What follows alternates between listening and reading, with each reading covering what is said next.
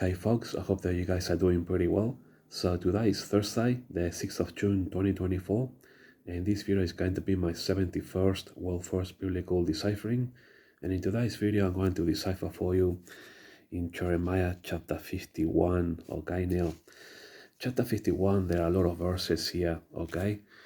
And, the whole context is actually regarding the Lord's vengeance, if you like, against Babylon. Okay, so basically there are 64 verses in this rather long chapter. I actually call it a book within a chapter because it's so long, so many verses, folks. 64. Now obviously I'm not going to decipher for you the 64 verses, but rather I'm going to give you a summary of it. In other words, long story short. Of course, if you read this chapter, it's very much straightforward, okay? It's talking about the Lord's vengeance against Babylon for what they done to the Jewish people, okay? And of course, I have a program here of notes, and I'm going to be going through this program and pointing out some very, very interesting things. Now, the point of this video is not deciphering, the whole chapter, or talk about the whole chapter 51 here, or even make any commentary. I'm going to make some commentary, but not a lot of commentary regarding chapter 51. That's not the purpose. The purpose of this video then is actually to point out that there's actually some marriages here in these 4 verses here in chapter 51, verse 6, 7, 8, and 9, and how they are tied up to the book of Revelation, okay?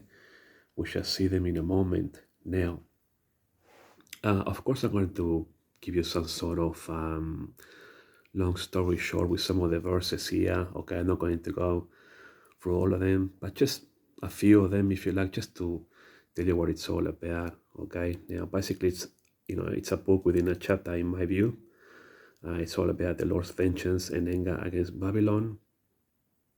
And one of the things that I want to point out before I continue on is that one of the mistakes that people can make, and this is probably the most important thing that I want to say here when it comes to biblical deciphering, aside that, we got some prophecies here that are actually married to the book of Revelation, and this is why I'm doing the deciphering, to point this out to you, but I want to make sure that all biblical decipherers learn this, okay? Never, ever, ever fall asleep at the wheel whilst you are deciphering anything really in the Bible, but especially any of the chapters in the book of the prophets, okay? Because, this chapter 51 is actually a classic example, and it could possibly be a pitfall for Bible scholars or experts who are, Bible decipherers, if you like, okay? Don't fall asleep. Why do I say this? Because look how long the chapter is, okay? You got 64 verses, okay? And it's almost like a small book, if you like, within a chapter. And what can happen with this, and this is the key point, is that whilst you're reading everything that is happening in the story, okay, throughout the whole chapter, if you fall asleep, pay attention now, you're going to be missing out on verses 51, 6, 7, 8, and 9, okay, in which these 4 verses, if you like, are actually double dispensational verses which tie to these verses here in Revelation. I point them out to you, like 51:6 ties into Revelation 18:4, and so on. We'll go through them in a moment. So the point of the story is that don't forget that while you're reading, don't fall asleep just reading the story as to how God is going to punish Babylon, which is an easy thing to do, especially when you got a rather long chapter here. Don't fall asleep. And always, when you read verse by verse, make sure that you're thinking, are any of these prophecies compatible or married to other prophecies in the Bible?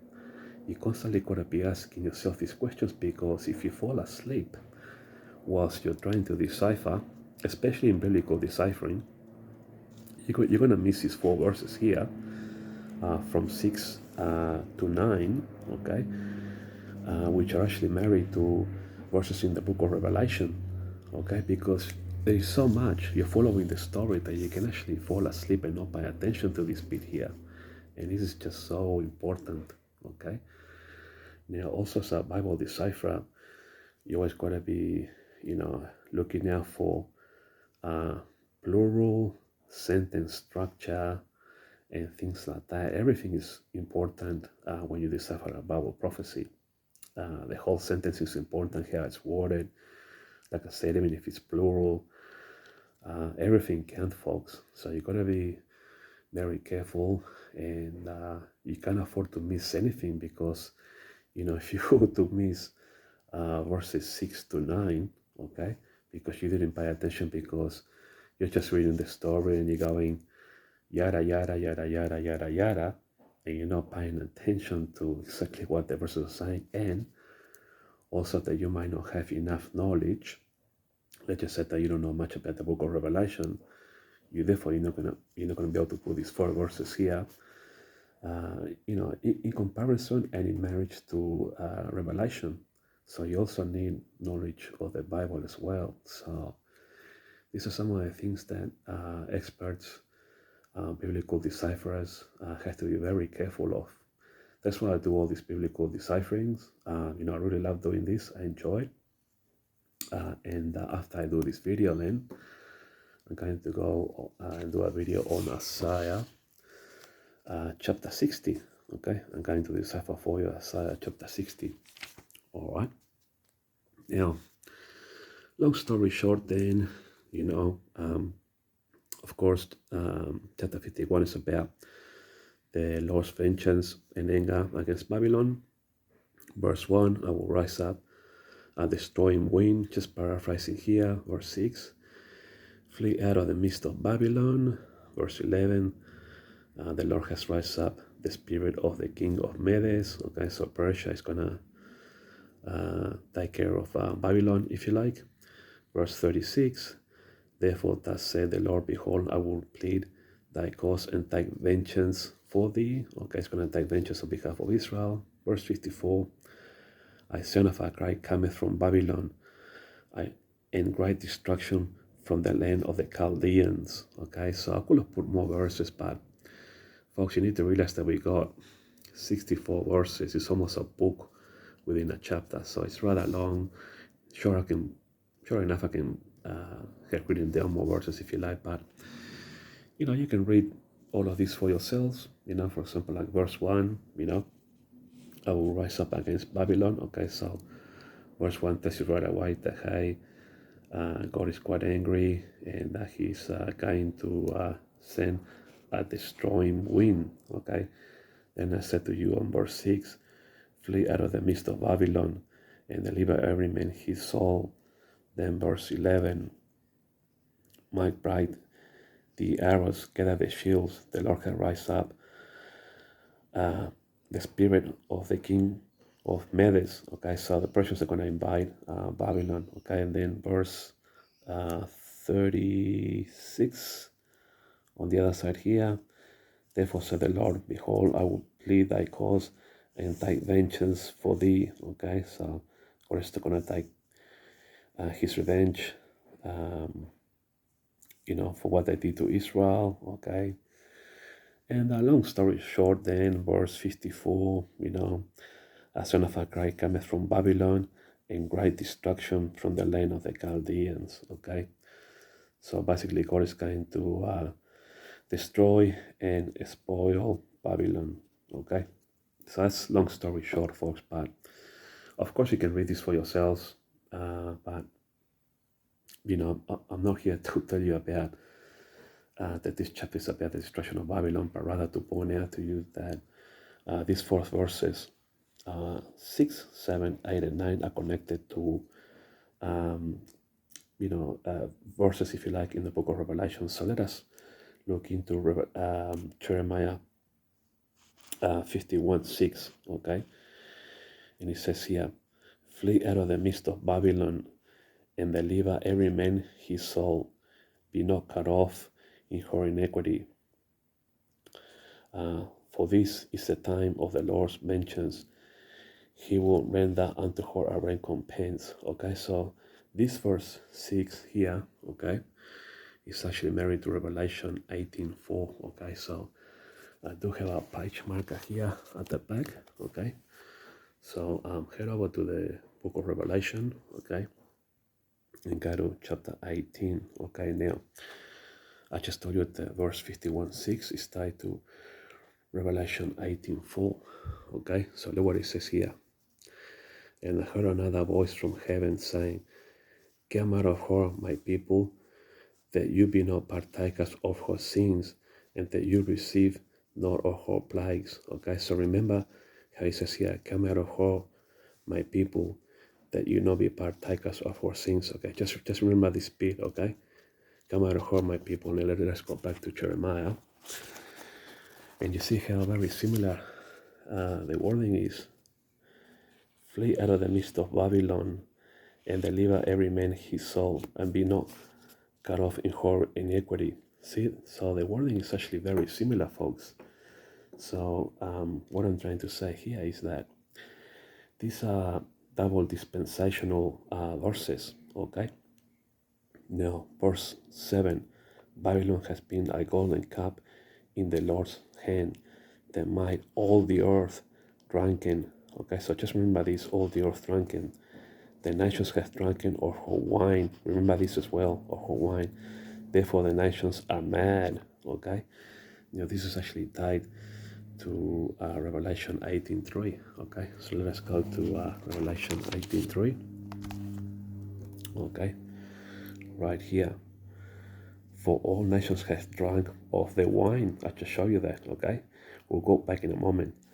For all nations have drunk of the wine of the wrath of her fornication, and the kings of the earth have committed fornication with her. Okay, so of course, mystery Babylon is the Vatican, but it's a double dispensation verses that also applies to mystery Babylon here in Revelation. Okay, so let us go back. So just remember, drunk of wine. Okay, the kings of the earth have committed fornication with her. Let us go back then again to that verse in Jeremiah, verse 7. See here, Babylon hath been a golden cup in the Lord's hand, that might all the earth drunken. Okay, the nations have drunken of her wine. See, therefore the nations are mad. Okay, now you can go back after and do your own comparison, because I can't keep convincing you time and time again. I couldn't move forward with this video so as not to keep it long. Okay, now verse 51:8. Babylon is suddenly fallen and destroyed. Hell for her, thy balm for her pain, is so big she might be healed. Okay, so this verse here, 51:8, is actually married to Revelation 18:2. Okay, so remember what it says here. Babylon is suddenly fallen and destroyed. Okay, remember that. Okay, let us go to Revelation 18:2. Okay, Babylon the Great is fallen, and is become the habitation of devils. See how the wording is very similar. So we are looking at verses here that actually have a double dispensational application. Okay, and the last one of these four is actually verse 9 here, 51:9. We will have healed Babylon, but she is not healed. Forsake her, and let us go, everyone into her own country, for her judgment reacheth unto heaven. So remember this, okay? For her judgment reacheth unto heaven, okay? So this verse here in 51:9 is actually married to Revelation 18:5. So just remember what it says here. for her judgment reaches unto heaven. Now let's go to Revelation then, 18:5. I've got a page marker here. And look what it says. For her sins have reached unto heaven, and God has remembered her iniquities. So you see the similarity. Of course, it's worded differently, but it does tells us that there is a double application, because I already deciphered this quite a while back, Mystery Babylon, which is actually the Vatican. So look on one of my videos going back a while now, a few months ago, I think, from memory. I've done so many that it's kind of like hard to keep up. I can't even remember which biblical number deciphering that was, but if you go back in my videos, you will find it. So just to finish up, folks, in Jeremiah chapter 51, verse 6, 7, 8, and 9 are compatible, okay, with these verses in Revelation here. Okay, you can always rewind the video and go back here and have a look at it, what I got here. Okay, so we got these 4 double dispensational verses, okay? And I already told you, long story short, what this chapter is about. It's about the Lord's vengeance and anger against Babylon, okay? In my view, it's actually a book within a chapter because it's so long, but just to finish up, folks, I can't stress this enough. If you are an expert biblical decipherer, when you are deciphering, especially these long chapters, learn this lesson. Don't just fall asleep reading yada, yada, yada, yada, yada, yada, yada, yada, yada, yada, and more. And then when you're reading the verses, you don't think to yourself, hey, I wonder if this verse is compatible with another verse, somewhere else in the Bible, for example, like I just shown you in the book of Revelation, or I wonder if another prophet has said this, That's why you also got, as a decipherer, you got to have good knowledge of the Bible. And if you go yada, yada, yada, yada, yada, you will have missed these 4 verses here. And these are compatible or married to these 4 verses that I just showed you in the book of Revelation. So don't fall asleep, folks. In the Bible, when you are deciphering in a sentence, everything matters, folks. The sentence structure, what it says, if it's plural or not.